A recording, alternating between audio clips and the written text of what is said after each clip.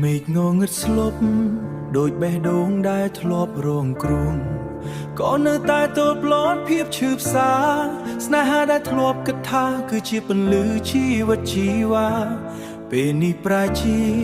ស្រមោលខ្មៅតាមលងបន្លារាងកាយនៅមានដង្ហើមតែចិត្តបងហាក់ដូចស្លាប់បាត់ឈរស្ងៀមស្ងាត់សំឡឹងមើលស្នេហាដ៏ទោមនិញធ្វើឲ្យបងរុញរាមិនចង់ជួបអ្នកថ្មីទៀតឡើយអេងចែកឆុងមិនហ៊ានសង្ឃឹមលើរឿងស្នេហាទៀតទេមាសមេអើយ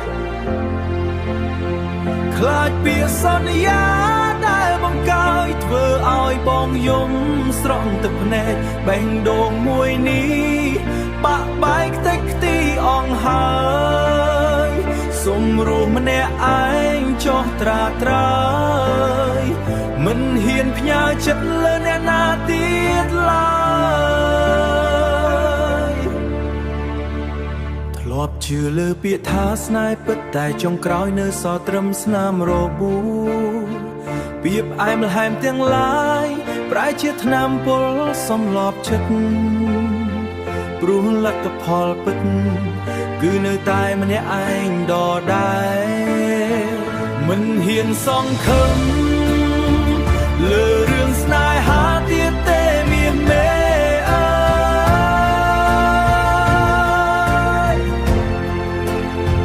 ខ្លាចពាក្យសន្យាដែលបង្កើយធ្វើឲ្យបងយំស្រង់ទឹកភ្នែកបេះដូងមួយនេះបាក់បែកខ្ទេចខ្ទីអង្ហើយសុំរស់ម្នាក់ឯងចោះត្រាត្រើយមិនហ៊ានផ្ញើចិត្តលើអ្នកណាទៀតឡើយបិទបេះដូងត្រឹមនេះលែងចង់ជួបហើយភាពឈឺចាប់សុំរស់ជាមួយភាពស្ងប់ស្ងាត់បំភ្លេចរឿងស្នេហាលែងហ៊ានសង្ឃឹមទៀតហើយ